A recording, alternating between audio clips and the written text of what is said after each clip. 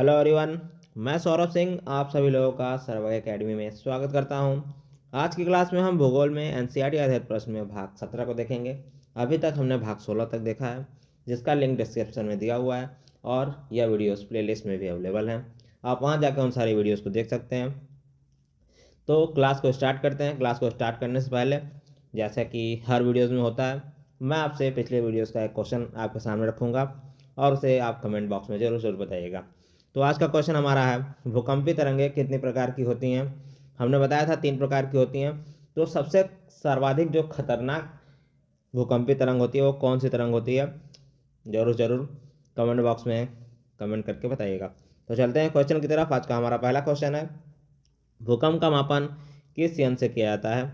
तो इसका right answer है ऑप्शन नंबर 3, भूकंप लेखी से भूकंप का मापन किया जाता है। हम आपको बता दें कि हमने पिछले क्लास में आपको बताया था कि भूकंप का उद्गम होता है उद्गम केंद्र से, जहाँ से भूकंप का निकलती है भूप्रटि के नीचे, सतह के नीचे जहाँ से भूकंप आरंभ होता है उसे हम उद्गम केंद्र कहते हैं।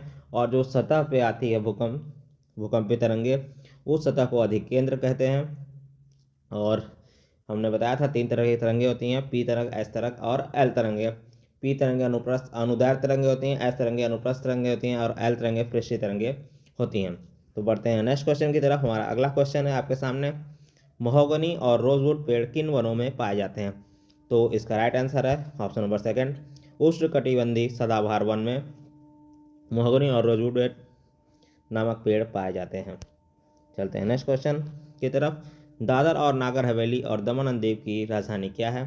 तो इसका राइट आंसर है ऑप्शन नंबर 2, दादर और नागर हवेली और दमन और दीव की राजधानी क्या है, दमन है।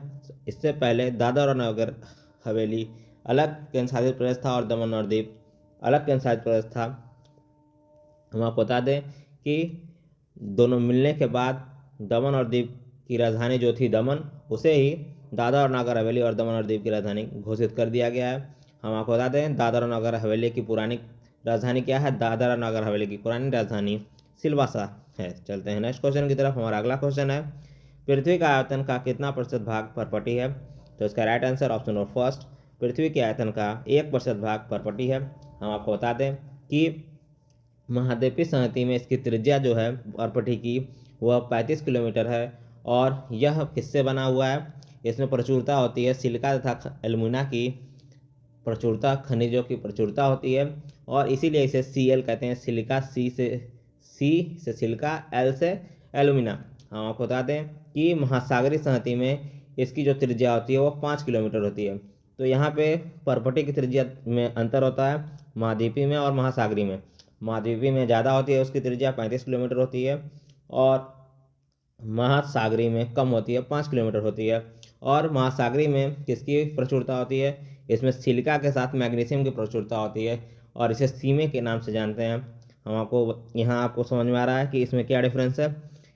महाद्वीपीय में पाया जाता है Cl सिलिका एल्युमिना और महासागरीय में पाया जाता है सी में सिलिका मैग्नीशियम। चलते हैं नेक्स्ट क्वेश्चन की तरफ। हमारा अगला क्वेश्चन आपके सामने है, पृथ्वी का आयतन का कितना % भाग मेंटल होता है। तो इसका राइट आंसर ऑप्शन नंबर 2, 84% भाग पृथ्वी का मेंटल होता है। हम आपको बता दें कि पृथ्वी 3 भागों में बांटी जाती है, क्रस्ट, मेंटल, कोर। क्रस्ट को हिंदी में पर्पटी कहते हैं, मेंटल को हिंदी में मेंटल ही कहते हैं और क्रोड को भी क्रोड ही कहते हैं। तो यहाँ पे 84% भाग पृथ्वी का आयतन का वो क्या पाया जाता है, मेंटल पाया जाता है।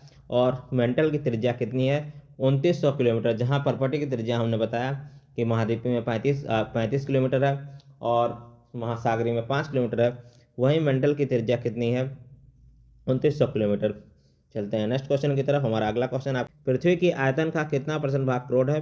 तो इसका राइट आंसर होगा ऑप्शन नंबर 4, 15% भाग होगा इसका क्रोड। हमने पिछले क्वेश्चन में आपको बताया कि पृथ्वी को 3 भागों में बांटा गया है, किसमें किसमें, क्रस्ट, मेंटल, कोर।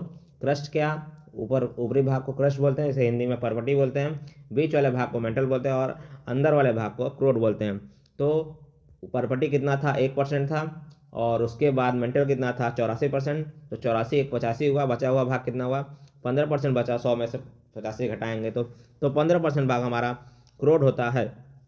और इसकी त्रिज्या लगभग 3500 किलोमीटर होती है। कितनी होती है, 3500 किलोमीटर होती है। हम आपको बता दें कि क्रोड मुख्यतः किससे बने होते हैं, निकेल और लोहा से। किससे, निकेल और लोहा से। की बनी होती है तथा इसे नीफे कहते हैं। निकिल से नी से निकिल, फे से फेरस, नीफे के नाम से जानते हैं। और हमने आपको बताया था कि महाद्वीपीय समतलीय पर्वटी को क्या कहते थे, Cl कहते थे। और महासागरीय पर्वटी में महासागरीय संहति में पर्वटी को क्या कहते थे, सीमेस, silica magnesium, Cl, silica alumina. तो बढ़ते हैं नेक्स्ट क्वेश्चन की तरफ, इस बात को याद रखिएगा आप। ग्रेनाइट किन शैलों में पाया जाता है, तो इसका राइट आंसर है ऑप्शन नंबर सेकंड, आग्नेय शैलों में ग्रेनाइट पाया जाता है। और हम आपको बता दें कि आग्नेय शैल दो प्रकार के होते हैं, अंतर्वेदी आग्नेय शैल और बहिर्वेदी आग्नेय शैल।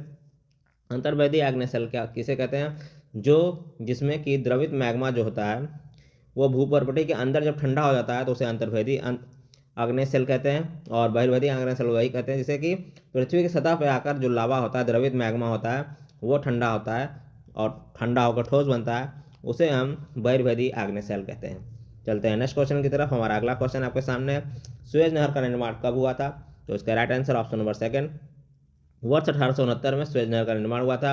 1869 में निर्माण होने से यूरोप की और भारत की दूरी कितनी घट गई थी, लगभग 7000 किलोमीटर घट गई थी।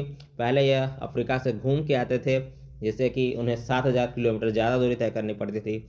और इस नहर के बनने के कारण लगभग 7000 किलोमीटर की दूरी भारत और यूरोप की घट गई थी। तो आज की क्लास में हम इतना रखते हैं, मिलते हैं नेक्स्ट वीडियो में, तब तक के लिए धन्यवाद। जय श्री राम।